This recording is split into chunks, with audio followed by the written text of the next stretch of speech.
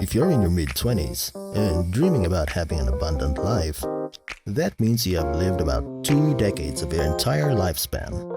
That's pretty damn long when you really think about it, considering that you spent 20 years of your life trying to reach your dream, but somehow you feel stuck.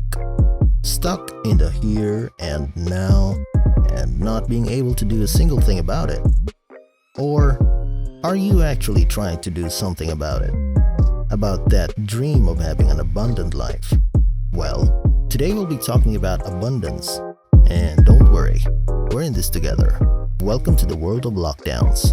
In Spark City, we walk you through some of the tiny bits of life hacks where you can find tipspiration so that you can be in the mood for not being stupid, being creative, and how to live life in a new normal society. To do that thing you've always wanted to do but never had the time. Find your spark before you die. Right here in Spark City.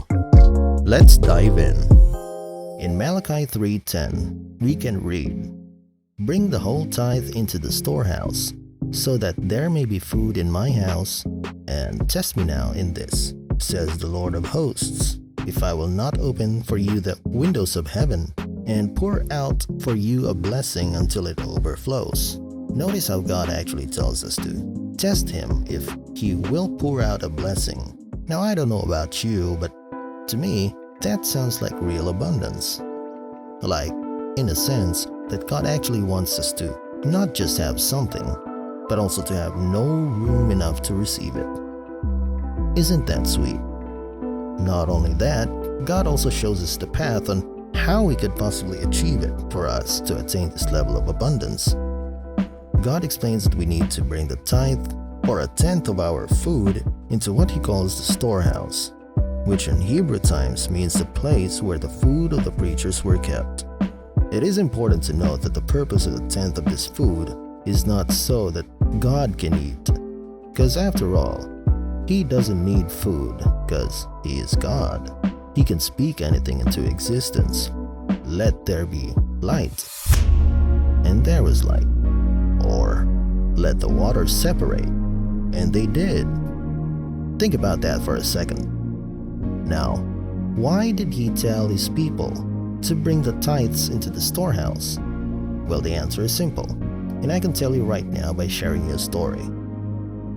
One day, a teacher told me, "What if I told you that I would give you something that you want? Say, a car. What would you do first?" I said, "Well, I would thank you." And he said, "And then what?" At this point, I was confused. I told him again that I would thank him and maybe pay him back, because I was second-guessing my answer, of course. Now, he said, "No, I'm giving this to you. Why would you pay me back?" What he said next really surprised me. When someone gives you something, you have to receive it.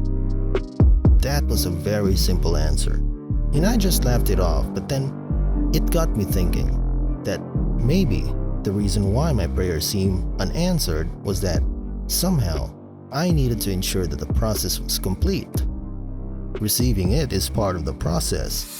And then I thought, how can I receive something I've been asking for? Then here's the part when my life actually started to have some major changes. I began to list down the life that I wanted, the things that I needed, and the comfort that I wanted.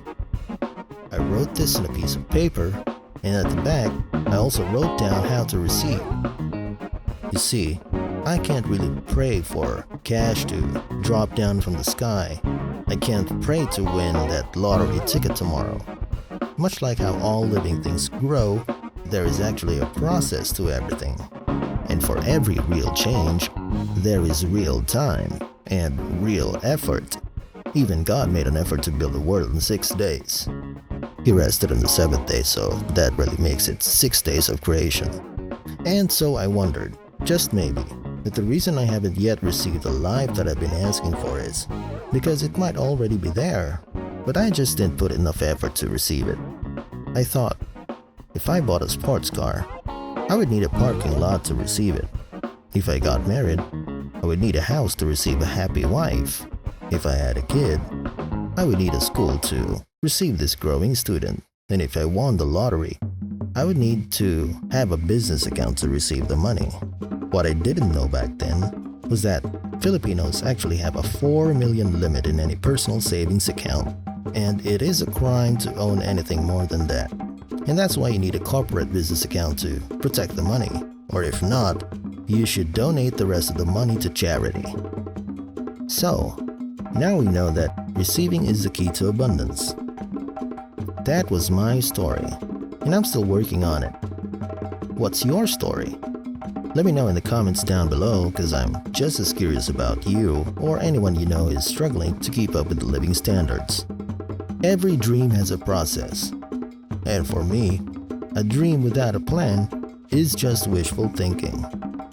So, the only real question is, will I plan one day, or will I plan day one? Anyway, making YouTube, Twitch, or even TikTok a part-time job just doesn't work in 2021. I tried it and it didn't work in 2020. Video editing might even require special computers, and if you don't want to burn yourself out on editing and end up with a video that sucks, we at Singer Society can help you get started. All you need to do is record yourself and send us the video files.